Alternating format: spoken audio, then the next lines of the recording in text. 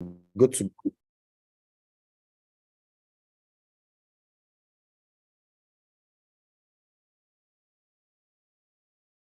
Yeah, we're live now. Good evening, everyone, and welcome again to the 97th episode of the Techbiz webinar brought to you by Eco Innovation Center. I remain your host, Victor Gwingafolabi, the founder of Eco Innovation Center. And we do want to sincerely appreciate you for taking out the time again from your schedule to allow us bring you this webinar at your time and to be a part of this.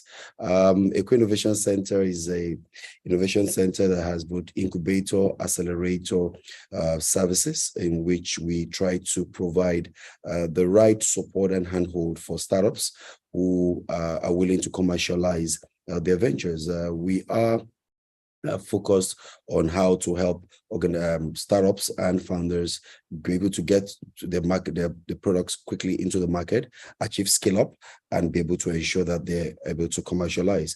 Techbiz happens to be one of the platforms in which we do that. And for Techbiz, from time to time, we try to bring subject matter experts onto the platform who share from their wealth of experience,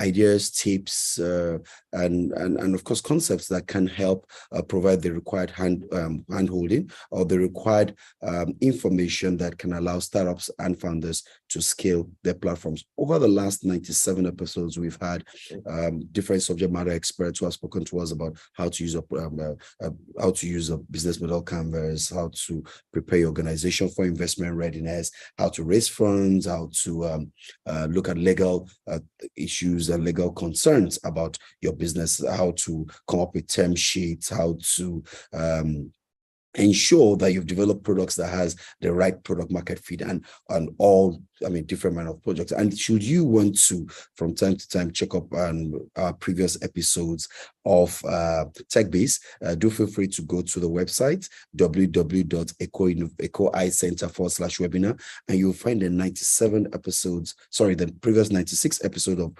Techbiz webinar online. And I'm sure my colleagues are dropping that link in the chat room right now. And much more than that is also the fact that we do have a community which can also provide support for you on this lonely entrepreneurial journey. And in an environment like this, I think that support is much needed. And therefore, they will also drop the link to the WhatsApp group, the Telegram page, where you can join the larger community of about 2,500 people that can from time to time be of support to you, provide help answer a few of your questions, be your go-to people, like they said, can be your plug into the next opportunity as required. So do feel free to be a part of that. But today, I find our topic today quite interesting. And I'm bringing this to you today again because from our quite a lot of interaction, we've had quite a number of startups, especially in a time like this, where we see that it's difficult having traction for many startups. We see that there's an investment winter, and quite a number of people are relooking their strategies, relooking their investors are rechecking and doubling on valuations. What are the critical elements that we think founders and startups promoters need to look at again to help their ventures, become solid tight, ensure their ventures are properly positioned for growth? And one of these key areas is the area of how do you get traction in the marketplace? How do you get traction? And in getting traction in the marketplace, the first thing is, how exactly am I able to get my product or my service to the market? And so today we'll be looking at a go-to-market strategy for your product or service. And we have a subject matter expert in-house. And I think looking at it, I think according to CB Insight, the most common reasons why startups fail, and we do know that startups have very high failure rate. In this part of the world, the statistics are crazy, but globally on the average, 42% of cases why startups fail is due to a lack of markets. Market need for their product, or service, which means that, yes, does the market need my product? Is there even a fit? And how exactly do I get to the market? Which is called, of course, market making. And the highlights, this to a large extent highlights the importance of a well-defined go-to-market strategy that is based on deep understanding of customer needs and, of course, their preferences. Moreover, a go-to-market strategy is not a one-size-fits-all, either for your product in-house and for all services or for all startups, as the needs and preferences of the target audiences, as well as the competitive landscape in which they all play, can very significantly differ from one market to another. Therefore, startup entrepreneurs need to develop a customer go-to-market strategy that is tailored to their specific needs and target audiences, okay?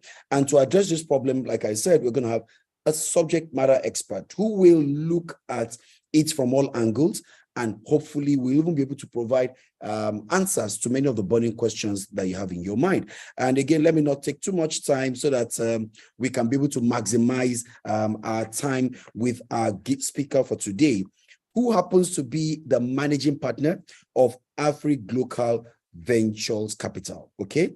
And again, who can be a more important person than the people who help you get the funds that allow us scale up, that allow us create the market and of course be able to get our ventures up and running, okay? And our company is an African focused technology enabled startups that combine wealth creation and global visioning solutions with pre-seed funding and investment driving impact and scalability within Nigeria and West African environment. So she helps you scale, she provides the funding, she provides the services to a large extent that allow you create a watertight startup, of course, at the very early stages, looking at pre-seed level, such that it now becomes easier for the founder and the organization to be able to scale up and accelerate.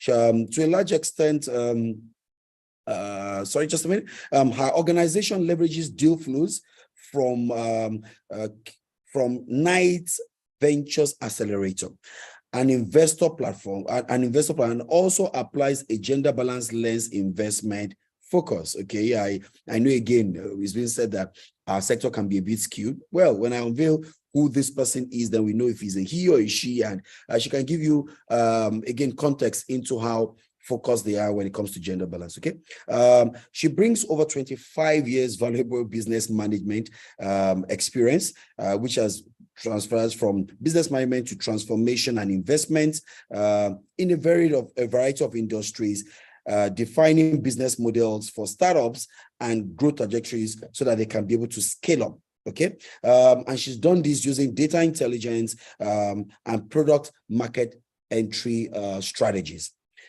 Our speaker for today has been an angel investor with active participation in over 7 tech-related institutions. She also has raised pre-seed and seed funds for 2 of our own entrepreneurial establishments within the last 7 years. So she's not only talking the talk, she's doing the work. So I think she has an undue advantage of being able to see on both sides of the coin. She's helped people raise, and she's also raised for our fund. So again, she has an insider knowledge, and I think the Q&A will be quite insightful. Our facilitator for today brings to bear her passion, which has provided a platform to provide advisory and support services, such as being a faculty member of the EDC of the Pan Atlantic University's Enterprise Development Center.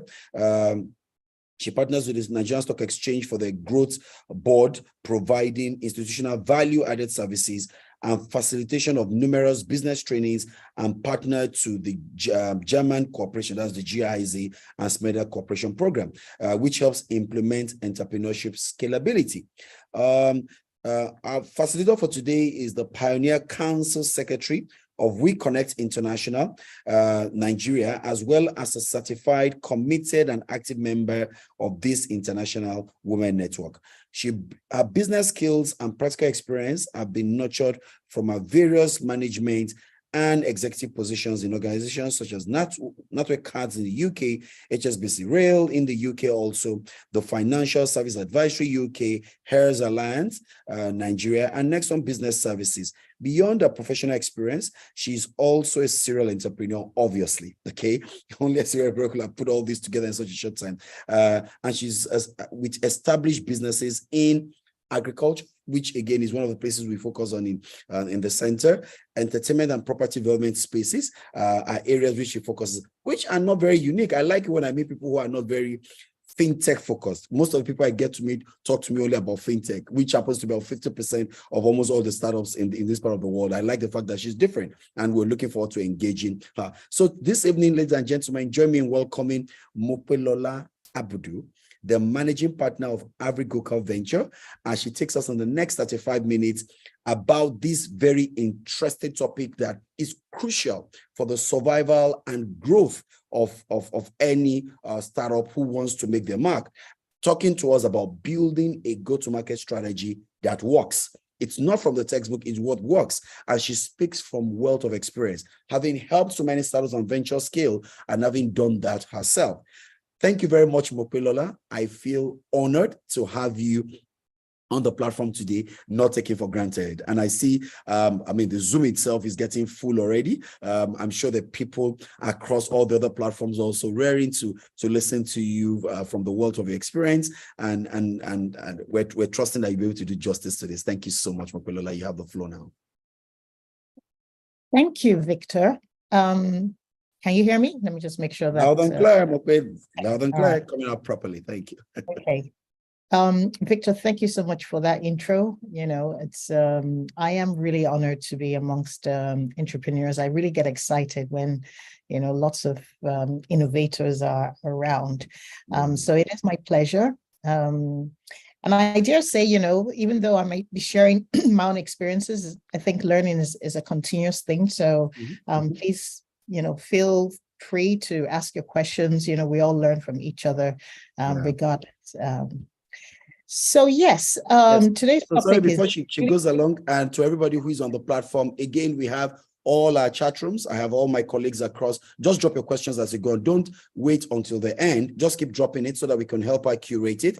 And then when we get to the last 15 minutes of the hour, we can have a roller coaster to take as many questions as possible, and she can be able to do a proper deep dive into your questions. So let's remember to do that as she goes on. And right now we give her an uninterrupted attention, and then let her have the floor. Thank you very much, Mope. I will just step out now. Okay. All right. So first of all, if you're on this platform, you know, listening to, you know, today's session, obviously you must be, you know, an entrepreneur at some level. Either you're starting or you're halfway through. But, you know, at the end of the day, sometimes we really have to define what exactly we're doing. And sometimes I start by saying, are you just pursuing your passion in terms of a hobby, or are you really, really in business? And today's topic is really what will sometimes determine whether you're just pursuing a hobby or a passion. And, you know, this is really a critical aspect about how far you can go, as well as really making sure that all your efforts become, you know, that you know, eureka moment that you're looking for. So we all have talents in different areas. However, if you are unable to get someone to pay for whatever, you know, solution you have, it's not really a business. You know, you're probably just doing it and people are happy, and you probably have, I dare say, sycophants as your, you know, followers. They're not really customers. So until you can really, really define that you have customers, you're not really at the stage of being a business. And the only way you can define where you can get your customers is the market that you serve. So it's extremely important that you have a very good strategy, I dare say a competitive strategy that will actually, you know, move you from one stage to another, and you continue being a business. The minute your market collapses or your market is no more interested in your service or in your product, it's almost time to close shop. So today we're going to be talking quite a bit about, you know, how you build that strategy. And, you know, I will say that even strategy should not be so, you know, finite. Sometimes you really need to tweak it because the dynamics within which you're working, the environment changes, your customer base might, you know, be a little bit different from, you know, year on year. So you need to have a strategy that is very relevant, that is very current, and you need to have feelers. But what we're going to be talking about today is really those key aspects about, you know, why defining a strategy at the very beginning is important. And just like Victor has said, you know, I'll be speaking both from an investor point of view as well as a founder. I definitely have been there as a founder, trying to really understand it. And it's not as easy because it's not a one-day thing. It's a continuous understanding of the market within which you want to play in that would give you that edge at the end of the day. So theoretically, what really is a market strategy? I'm sure you've all heard it. It's not a new word, it's a plan. And like I said, a plan is, it could be short-term, it could be long-term. It's normally in stages, but it kind of articulates and outlines how you will present yourself, your product, your whole organization into a market. You may either be introducing, which is more your market entry, or you may be trying to define yourself even more, which is more market penetration. And they're two different things, depending on the stage of your business and the product. But regardless, you really do need to have a strategy.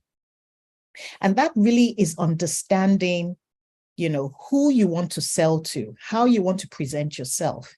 It must be a plan that has at the end of it, an objective that you could actually tick at the end of the day to say you've actually achieved it. Because if you don't, you might just find yourself continually just move it around without any achievement at the end of it. So how do we go around really defining a market strategy? In an environment where the people are extremely fickle, you may have to educate your customers sometimes if it's not a product that easily resonates with them. And if it is something that easily resonates with them, you need to become almost top of mind. And that means that you are the go-to person when any customer wants to get that product. But how do you even define who your customers are? And some of the very early indicators of who your customers are people who are ready to pay for it, people who, constantly as part of their life need your services because it's almost, integral to their life or to their work or to how they live. And they see it as an essential part of it. Or if, sometimes you might even identify customers by users. They may not necessarily be the people who are paying for it, but they're users as well. And they hold a very, very critical aspect about defining, who will pay for it because it's essential to them. So if you are in the ed tech, for example, and you're targeting a product at students, for example, most of the time they may not be the people paying for it, but they influence those who will pay for it. So you need to really identify, who exactly are your customers. And then sometimes you may even look at it from a different perspective. Are you looking to have end users, or are you looking to be the intermediary?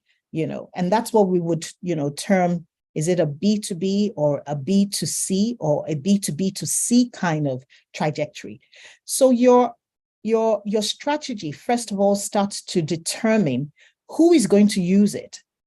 And then what is the profile of the customers that you're going to target? And, when you look at a whole big customer base, you then start fine-tuning it into a stage where you can actually see where there are gaps, where there are needs, where there might be preferences. And this is sometimes where your innovation would come in, even at your market strategy. In Nigeria, sometimes even the customers are not even sure of what they need till it is presented to them. So if your market strategy is going to involve some kind of, education, then you need to have a market strategy that would allow for that timeline for them to be educated before they actually, assess your product. But if it is something that really goes without saying, if you're selling food or, if you're an essential, product, then you really don't need to do that. But first of all, the critical aspect for any entrepreneur is to identify your customers. However, entrepreneurs sometimes live in a bubble. And this critical aspect about identifying your customers, as much as it seems easy, is not always as easy, because we are sometimes influenced by our own personal biases, our own personal experiences, or our own small catchment, areas, or the level of exposures that we've had. If you are trying to deliver a project that would influence at a retail section, it is highly unlikely that if you have been cocooned in a very cushy area where you're not really dealing with the end person, you might not really understand, the mindset of that end user. You might just think immediately they see it, they would want it. So identifying your customers, their profiles, their preferences, their lifestyles, and in fact, almost going to the point of seeing, is this a product that they would just need for now? If their circumstances change, will they still be your customers?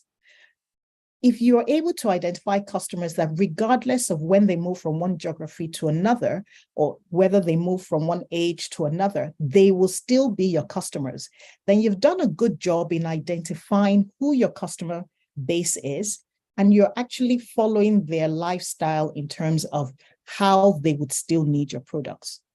So it's very important that you spend time to understand who your customers are now, who your customers will be, so that you have a kind of follow-on trajectory to make sure that as some are going out, you have some that are coming in. And like I had mentioned before, depending on the stage of your business, whether you are entering a market or you're trying to penetrate a market, your your go-to-market strategy might be to create almost a golden handcuff situation.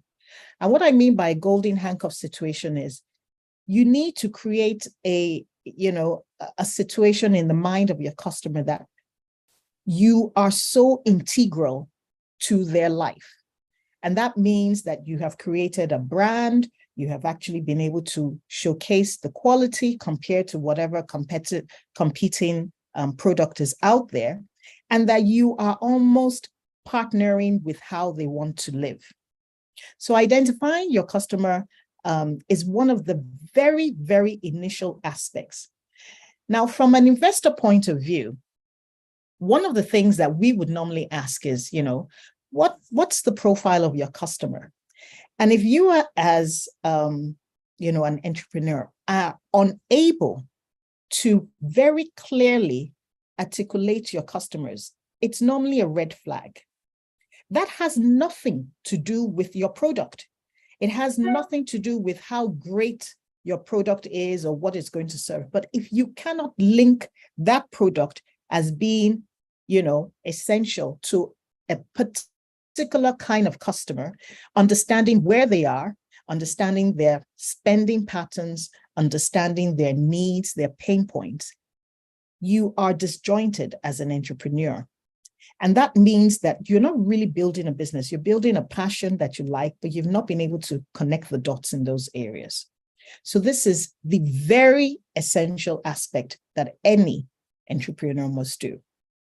Now, when you get to, assuming you had even defined your customers, do not believe that, there's really anything new under the sun. And I really speak from, all humility. There really isn't anything new. It's really how you position yourself in the market. And even as customers, sometimes we intentionally try to be fooled just because it's, the person who's in front of us, or they make us feel good, or, they seem to be, the one who is, nearest to my needs. It doesn't really always necessarily mean that one product is better than the other. So you need to understand your competition. What exactly are they doing in that same market that you want to be in? And I find a lot of entrepreneurs really feel that, they're God sent, there's what they're building has never been thought of. But, sometimes you need to face the reality. Understanding what your competition is doing, and sometimes just being innovative about it, not really reinventing the wheel, might be how you can compete, effectively and probably even gain a whole lot more market share. So understanding the weak points of your customers, either in terms of their service delivery or in terms of their product quality, or maybe just, are they really, really attending to the needs and the joys of their customer, might be, a simple way to analyze your competition. But this is where you need to use data.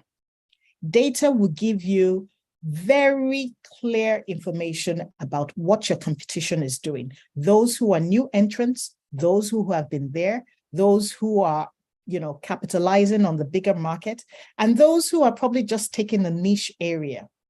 Understanding this will reveal to you what strategy would work. And this strategy would also be influenced by how much, funding they have. There is no point trying to compete in an area where, someone really has a whole lot of, funding and is able to dominate the space. You may have to look for a more niche area, and then your pricing can, address, those areas, because you don't have a very large market. So understanding your competition is very important, and entering the market, you go in informed rather than, getting surprised when you get into that market. So it's very critical that, you identify the customers, but even within that area, your competitions who, might have been dominating the market before you, can easily be surprised by your own, strategy as you go forward. Now, the next bit I'm going to talk about is sometimes abstract, but the earlier you're able to really define why someone will dip into their pocket, take out their ATM or cash or whatever currency means, and part with it for whatever you're selling, is the beginning of success for you. If your value proposition is not strong, it is very unlikely that people will pay. And when I say pay, it is not a one-time pay just to make you feel good, continually pay. So defining your value proposition is something that as founders, you really need to tinker about. And that value proposition must be crafted out of ensuring that there is a business mindset out of it. Sometimes when I listen to pitches as an investor, you find them going on so much about the product, and they never get to the point of how they will make money. Because from an investor's point of view, even if you could sell water and, put a premium on it, that is a business. But if you are so great at what you do, but you still cannot convey that value proposition and let it translate into naira and kobo or dollar or pound or whichever, currency you're dealing in, then your value proposition is lacking in one of the integral aspects of your business. So it must be unique. It must be such that the people are ready. They actually see you as the solution provider and are willing to pay for it. Now, this is a hurdle that is crossed through time, through understanding, through speaking to your customers, through engaging with your customers. So your market strategy involves you going right into them. Will you pay for this? And if you will pay for it, how much do you think this is of value? You need to test it out with these customers.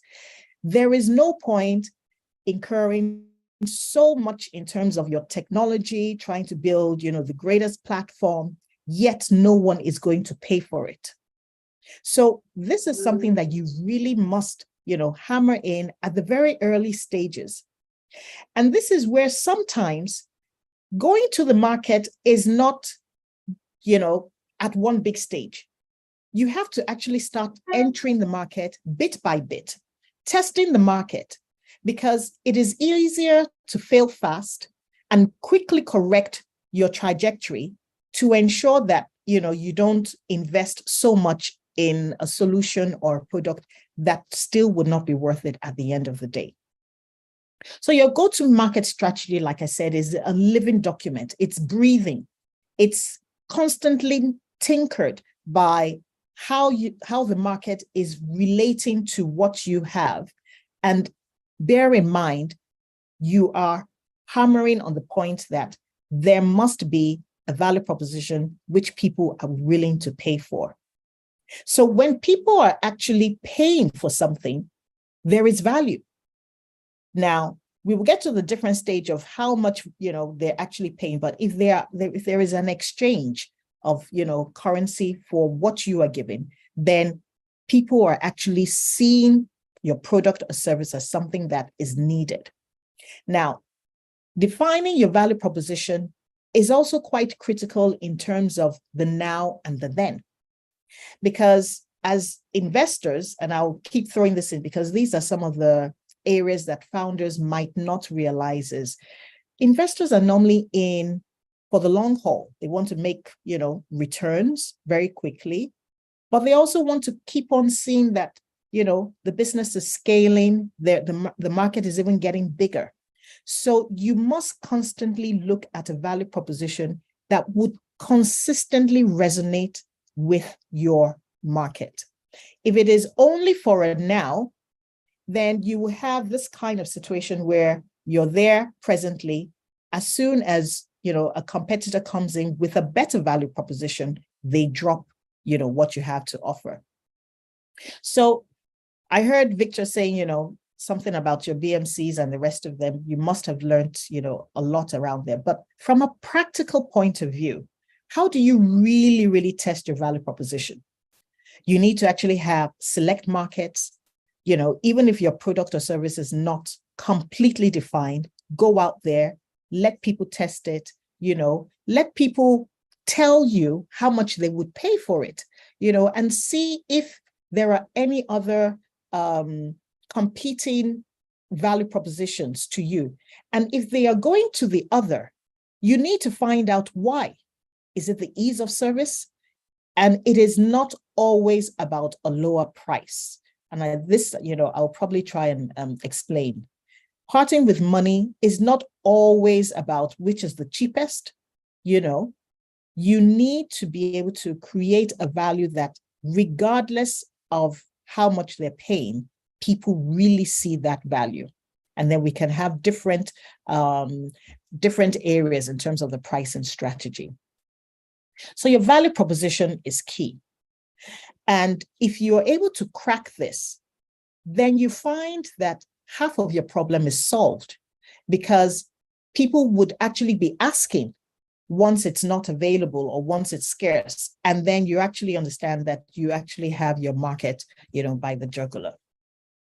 So with these initial aspects, you can be well on your way to creating a market strategy. But yes, the environment is very dynamic, and you can find that what works today may still not be relevant in maybe 6 months' time or a year's time. So like I said, you need to be constantly, getting feelers from your market and your competition, and understanding that you are still top of mind of your customer base. Now, when it comes to how are you actually going to get your product out, this is where creativity can be the defining factor of what you have. In Nigeria presently, what is a lifestyle? Everyone is on the phone. The phone has become our currency, or the medium through which transactions are made. Even within cities, we're finding out that we are so reliant on the phone. So if you're able to transact, if you're able to meet up with your clients, or your customer base through the phone, it shortens the time. But that might not be the answer for every single product or every single, service that you might have out there. So you need to look at different areas. And if you understand the gestation period that it takes from point of introduction to point of sale, you can plan the different channels that would allow you to create sales for your products. And, just to top all of this, the cheapest source of finance, the cheapest source of finance is revenue from your own business. So the ability to market and to make sales and to enter a market that is thriving is normally the cheapest way to actually get, funding for your business. It is if this is not, working, that you start looking for other sources to getting there. So it pays, it is extremely important that your marketing strategy is constantly looking at, what you're actually reaping from it. And if it is not reaping, these are signals that indicate that that marketing strategy or that go-to-market strategy is not working, it is failing, and it requires to be sent back to the drawing board. Now, I was talking about the marketing plans, and what I find is that you need to be very aware about how your customer wants to transact with you, wants to interface with your product, and pay attention to those areas, because you may have a great product, but if the interface or if the platforms that are being used are difficult to access or difficult to interact with, you may just find yourself that you are separated from your market. The market is there, but you are unable to connect with that market. So the channels that you use are exceedingly important, and it is not a one-size-fits-all. And this is very, very important. There are still those who are working in the traditional ways, and there are some who are working in the jet age in terms of the channels. But part of your marketing plan is understanding the preferences, the tools that will be required to get it. So yes, we're in the tech age where everyone is, using apps and the rest of it. And I think that the last scenario where, cash was, extremely scarce revealed that as much as it's a great solution, if the hardware is not available, if the infrastructure is not, ready, it's almost dead on arrival. So you cannot be investing in a product or a market where the channel to get it to the customer is not defined, or you haven't yet actually secured an ease of access to your product. So your marketing plan has got to work hand in hand with how your customers or your market within, the customers within that market would have ease of accessing it, so that you can constantly supply your products, you can constantly provide your services, without hiccups that could be sabotaged by external, external forces which are beyond your control. And what I find is that as startups, you need to speak to people even within your value chain.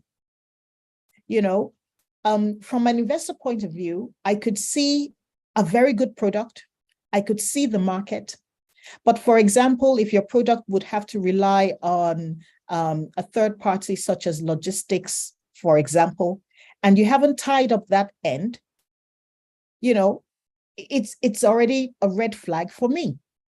So your go-to-market strategy should also be looking at those possibly within your value chain. And this is where sometimes partnerships, collaborations, engagements are critical to make sure that your product is able to meet your customers. So your go-to-market strategy cannot be, a very, one-sided or with blinders on, where you're just looking at my product and the customers. There are other players, within that structure that would enable that process to happen. And as founders, you need to go out there, you need to engage, you need to create, an ease of, distribution, or an ease of delivery, or an ease of transaction, to make sure that it is as seamless as possible. The issue with customers is that they're very fickle. Customers who have an opportunity of options are very, impatient. They're very, very impatient. They want to go for something that is easy. They want to know, they would rather have someone understand them and do the thinking for them and place it in front of them. And then they pay for convenience. So you really need to make sure that all of the dots are tied in your go-to-market strategy. And if the circumstances of the environment change, you also need to be as flexible as possible to make sure that that happens. And like I said, the pricing strategy always comes up. And unfortunately, we have a mindset where cheaper is better. In some cases, yes, but in some cases, no. And this is where you need to define how you want to enter the market and why you are choosing a particular price. So your pricing strategy, would define how your people want to pay, either making it easy, your value proposition that would define why that price is the most, appropriate for them. And this would also let you know that you are on your own race, not really being determined by what the competition is doing. So you hear things like freemium, you hear things like, initially you can, get a whole experience, the whole bouquet, and then after some time you're scaled down. All of these are strategies that allow your customers to experience what life would be if you had the whole bouquet, for example. And then just when they have become so dependent on it, you can introduce, different levels. That's just an option. Or you could bundle things, that this product needs to go with this other one.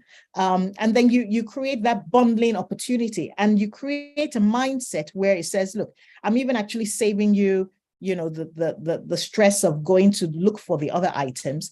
And, we're actually understanding your profile. We're understanding your needs. We're understanding how you want to live it or how you want to spend, and then you can actually come with all of these options. And sometimes when you are even trying to play at the upper echelon of pricing, you can still give prices. So if it is a pricey item, but you're giving maybe instrumental payments, so you're still getting the whole amount that you feel, is premium pricing, but you're giving, options in terms of how it is actually paid, the payment terms. So you're not reducing on the amount, if you have chosen that kind of strategy, but you are giving options in terms of the payment terms. There are a whole lot of buy now, pay later options that could be bundled in. And sometimes the aspirational customer, the aspirational market who still wants to have access to some of the, more pricey items or more pricey services, would consider it if they are giving, some kind of payment terms that are easier to swallow.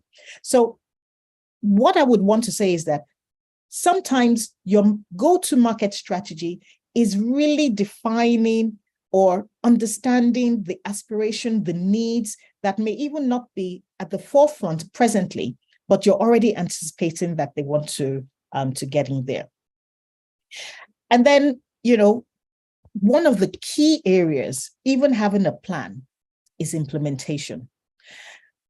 From an investor point of view, I've not seen anybody who feels, oh, it's not going to work. Everyone is always in high spirits. Everyone is always, very positive that it's going to work. But when you, unveil and you get to the bottom, you find that there is no process, there's no structure, it's all hyped, So you can have a plan. It could look beautiful on paper. It could look beautiful in terms of your thought process. But if that is not implemented, it's not going to get anywhere. And 6 months down the line, you're still at the planning stage. So you really need to have a sales process. That sales process is not only implementing your plan, it's also giving you feedback in terms of what is working, what is not working, what the market is saying, what your competitors, and you're constantly in touch with your market. And this sales process can be multi-pronged or single-pronged. You could be selling through different channels. You could be getting your feedback at the same time. There's so many different ways of creating contact to ensure that you're able to close the deal and make sure what your customer, is feeling within that market. And then you also know when that market is about to, explode, in terms of, either new entrants coming in or, a whole new process that might figure out. And what is very important in your go-to-market strategy is tracking. If you don't measure, it will not get done. So please bear those words, It is only what gets measured that gets done. So as entrepreneurs, find a way to define, quantify how you want your marketing strategy to be defined in terms of actual results. Quantify it. Is it in terms of the number of customers that you get, in a week, in a month, or in a particular quarter? How much are you spending to actually get one customer? Do the math. Don't shy away from this math. And if you see that you are spending so much just to get one customer, you need to ask yourselves, is this strategy really working? Should we look at a different strategy? Don't get bogged down in the, perceived, success. You need that success to be defined by actual numbers, actual results. What is the churn rate? Why are people dropping off? Is it that as soon as they've experienced it, they move on to your competitor? Or is it that they're not happy with it? Try and find out both the positive and the negative. In fact, more of the negative when you're building. And then, how are you able to convert? What platforms are getting the most conversion rates? What sales process is getting the most conversion rate? And then with this spend, which is an investment into your market, how is that affecting your revenue? Is it doubling in terms of your revenue, or is it making very marginal, impact? These are all signals that will let you know whether your go-to-market strategy is working or it requires going back to the drawing board. And this only improves your understanding of your customer base. It improves your understanding of your product as well. And then you're able to come up with an improved product that will help you to penetrate the market rather than just enter the market. And then you're able to provide more of a golden handcuff approach as we go on. Now, I would say that from my point of view, I have been there. I have so many T-shirts to show when it comes to really, really understanding the market. And I have also been surprised sometimes about my initial perception about how the market, will react to either a service that I'm going in. It pays to take the time out to do a thorough strategy with people who might not even be biased to it. Getting people who, could be your potential buyer, and let them be as objective as possible to give you that feedback. That would help your plan, that would help the strategy. Go out there, do a bit of mystery shopping, just, be a bit more sensitive to understand, the nitty-gritties. Don't be too comfortable just, drawing up a plan, your cushy offices or the rest, because it might be failure, on arrival sometimes. And spend has got to be in line with the objectives that you want to get out of it. You cannot spend in isolation of what it should get. And as long as you start tracking it, you would know whether to gestation that plan or to continue with it. So you must be very, very clinical when it comes to what is working. And then once you've got what is working, keep at it, but continually check to make sure that you are not out of place, because innovation is happening everywhere. Whoever is coming in is also trying to bump you off, the market share crown and then take the place. So you need to be extremely important when it comes to it. Data, very important. Try and find out how your customers are working. Try and find out where that market is going, whether it's, being influenced by another market as well, and try and see how you can constantly increase, the footprints of your market. Because if you are so isolated in a particular market, you may find yourself, getting a little bit, you may actually just find that your market is getting smaller as we go through. I think the time is actually up. much. Thank you so much, Bukola. And again, I intentionally held back for another 5 minutes because, again, when you got to the golden handcuff part, then finally I began to piece it together. It began to make sense how you could actually handcuff your customers to your product and your service if you go through this strategy. Because when you started and said, the handcuff, I was like, okay, how does an handcuff fit into all this? But then, so I intentionally held back. Thank you so much. I mean, that was exciting, explosive. I really think we didn't even have enough time to do justice to this, and we should see how to make this a bit more practical going forward. I was scribbling. I've been in commercial for about 20 years, okay, doing sales, doing marketing, tech part of this in the last 4 or 5 years. And it was a refresher because, again, if there's something I learned is the fact that a go-to-market strategy is a living document. In so many places I've worked, much and all that, it looks like a government is a launch plan. Oh, what's the and then it's a document. Once you launch, then you throw it away, okay? And then you move on to the next thing and you think you're iterating. But there's nothing exciting as the fact that you've called it out clearly. It is a living document. You can't course correct. You could have assumptions that things have changed. Many people who launch in Q1 in this part of the hemisphere, this part of the world, who launch in Q1 in this country, I'm sure should have had to do a course correction. Many people had, including myself, had a wrong perception of the strength of our financial infrastructure. I mean, I honestly did, until we all got stranded. And then we knew the number of transaction failures, how vulnerable things, so again, I mean, the biggest call out for me is it's a living document. Secondly, it's that compatibility, your customer channel product compatibility. I mean, you didn't call it that way, but I strung it together as I took the notes. There must be compatibility between my target customers, okay, these people, the channel I'm pushing the service through. There must be compatibility. Is that the channel they go to? Is that the channel they access my service from? Is my service compatible for ease of access in that channel? I think that was well stringed together, and I thought to just call that among so many other things. But hey, it's not just about me in here. I can always pick up the phone and have conversations with you about areas I think you shed more light. But let me quickly look at the chat room, okay, and a few questions. We've got like 5-10 minutes to ramp up. Wow, it's a bit okay. So what should startups focus on? Should focus on product adoption in the market, or present market valuation for the niche, okay? Maybe you want to scribble this, or can you also say in the chat room? I'm thinking if we could just look at all of them and string it together so that I don't interrupt, okay. Just go through. So this person is talking about should you focus on valuation, okay, or should you focus on product adoption in the market, or valuation, okay? I know valuation has been the exciting thing, it's been the buzzword. So again, that's one question.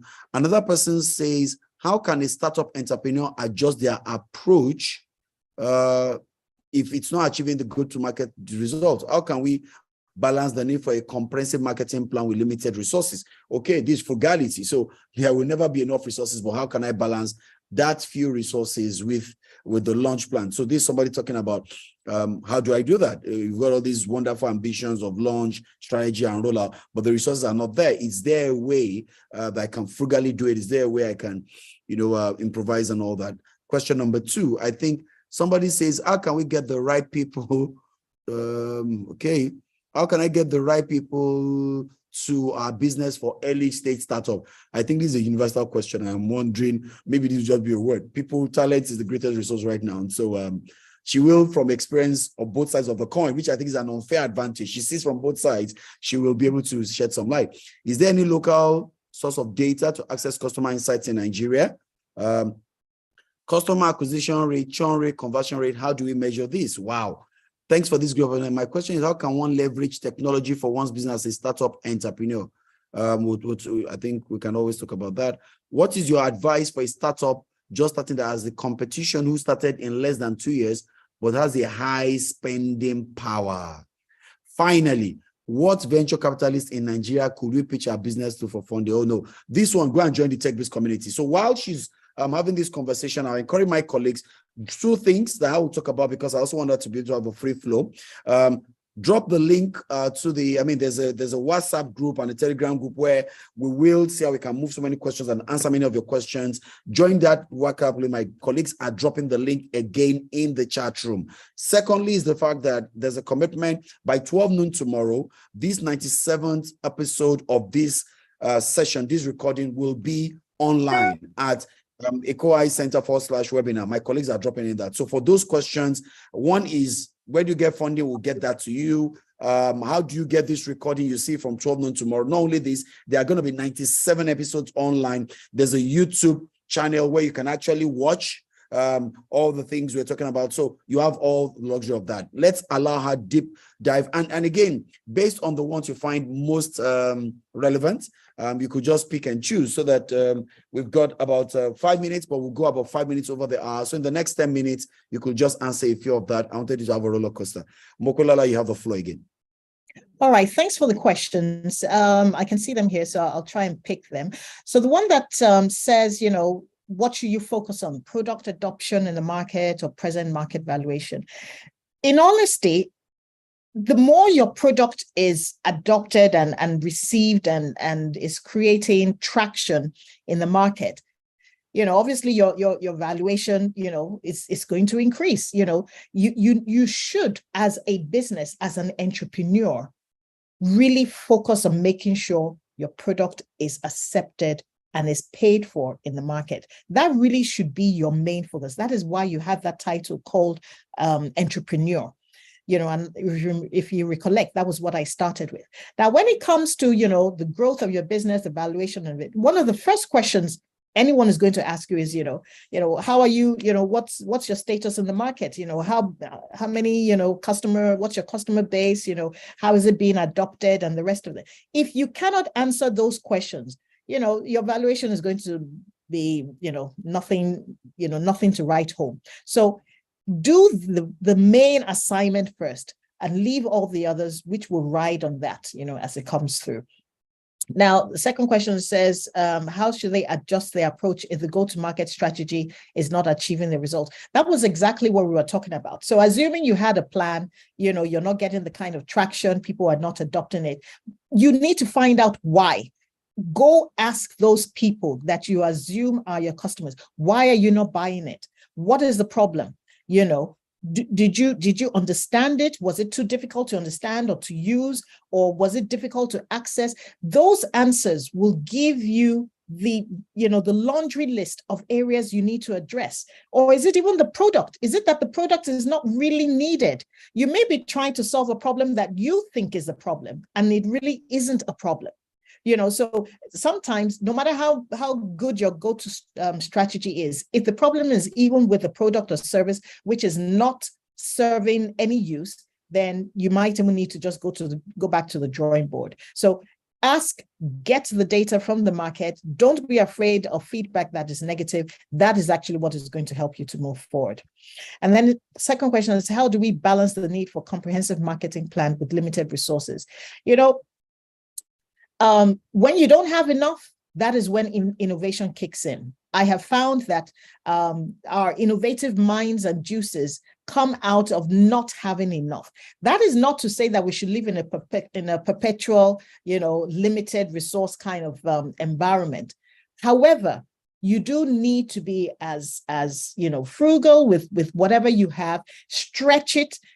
Be as agile as you can with what you have. You need to multitask, multi-hat in different cases. So it's not enough to expect, money to come in for you to do the marketing. You need to create different opportunities, with what you have. And then if you're able to see certain results coming out from that, then you can actually use that as your test run to actually access, funds for the rest. But you do need to be very innovative in how you spend going forward. And the question, how do we get the right people, for our business, every business, and I dare say this is not a problem only for startups. Even the conglomerates are having issues in terms of getting the right talent, the right character, the right competence for it. But as entrepreneurs, that is one of your key responsibilities. You either start training from internal or you hire in. If you can't hire in because of lack of resources, then you need to be able to, get that, resource internally, which is either through training. And sometimes even you need to wear double hats when, you need to, stretch yourself a little bit further. I do see, and I'll be very honest, a lot of people just thinking that they would hire in. Some cases, if you can't hire in, or even hiring in is going to, really put too much pressure on your business, then that really isn't the right answer at that particular time. Is there a local source of data to access customer insights in Nigeria? Guess what? The first thing is primary data. It is very difficult, but you can't run away from it. Do your market research, do your focus groups, do your initial pilots, whatever it is to initially get, use Google, to, create, questionnaires. It could be as simple as that, and it could be as huge as getting a whole marketing firm to do, feasibility in terms of, what the people would want. However, when that is done, you can have other sources of information from, the internet, from competitor analysis, or the rest of them to understand how your customers behave. Customer acquisition rates, churn rate, conversion rates. I could, whip out a whiteboard right now and start doing the mathematics. But guess what? Life is so easy right now. Just type these words even on Google to even just get an understanding. But I will explain generally. Your customer acquisition rate is how much you spend on your marketing plan generally, and how many customers that, so if you spend 20 million and within 6 months and you get 2 customers, you understand that if you do the math, you would know how much it costs to get 1 customer. If that is too expensive for you, you know that is not, your customer acquisition rate is too, but go to Google is my friend. That would even give you an answer going forward. Do I have any more time, or should I just stop here? I think this works. Thanks for this session. Really, I appreciate the amount of effort and the amount of time you are putting to be able to get this. I think I want to check. I think more questions coming in, but again, this is where we need to really draw the curtains. And we want to say a big thank you to Mope. Keep the questions coming into the WhatsApp group, the Telegram group. There are about 2,500 of us there about. And the essence again is to provide this support and hand-holding that is required to scale. We need many of our startups actually having scale and growing from gazelles to becoming unicorns someday. And I think that's the pride where they really begin to have impact and move away from what she said, that it's not just a passion or a hobby or a hustle, and become real businesses, real startups that are impacting. Okay. And so I want to say a big thank you to you. Sharing with us from your wealth of experience in this over this 1 hour, being sharing so much across. We've got close to over 200 people across different platforms who, to a large extent, I'm sure I've picked 1 or 2 things from this session. We do not take it for granted that you've graced the platform of Techbiz, which again is our own way of giving back to the ecosystem. I'm sure it's aligned with your values as you do quite a lot, especially supporting female entrepreneurs, supporting startups, supporting early-stage ventures. I think you do quite a lot of that, and I think we felt this aligns with part of your value, and we were inspired by your work, and we thought you should come and just share with this larger audience. And again, many of these will continue to get amplified across different channels and recordings and snippets, and we convert them into podcasts and YouTube for people to continue to listen on. So we're sure the ripple effect of this 1 hour of insights will be far more than the 200 people across the platforms today, but will be a wider amount of people down the years who also are coming back to the platforms to listen, because this, I think, is quite instructive. So thank you very much, Mope. I'm not taking for granted. And to every other person on the platform, I want to say a big thank you. I know I've gone over the hour a bit, not characteristic of us, for about 5 minutes, but I promise to round up now. But just to share a few insights, if you go to the chat room, there's a hackathon we're doing. The innovative hackathon for marketing and media, tech entrepreneurs and investors, the only hackathon that is focused on that area of our lives, which is marketing and media, which we think will define and shape so many things in the future. There's a hackathon ongoing. It's closing, I think, tomorrow thereabout. Should you have a solution, the link has been dropped into the chat room. Go in there, get the details of the hackathon. The launch date is 13th of May. We've got subject matter experts coming for the launch. There's about $20,000 or $15,000 there, but I'm not sure. Prize money to be won. There's a $50,000 pre-seed available for those who complete the incubation and are able to have the product market feed at seed investment. There's an opportunity for you to be a part of an open house pitch or bring VCs to listen to your pitch. And there's also opportunity for you to go all expense paid to global events to pitch your ideas. Should you be one of the selected winners of the hackathon, such as GuiTech globally? I mean, one is happening in Africa, the other one is happening in October. Those are the opportunities available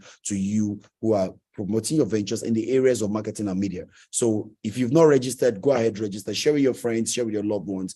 The link and the details, again, is in the chat room. Take advantage of that. And I want to draw it to a close to say thank you for being a part of today's webinar brought to you by Eco Innovation Center, an accelerator and incubator set up in 50 Awolowo Road, Ikoyi. But again, our work takes us across the footprint. We're big on civic tech, and as well as other sectors such as agri-tech, renewable energy, health tech, and of course, marketing and media tech. Okay, so these are areas of our core competence, and should you have innovations and ideas around that, please feel free to just hit us up, and I'm sure our handles will be dropped in the chat room by my colleagues.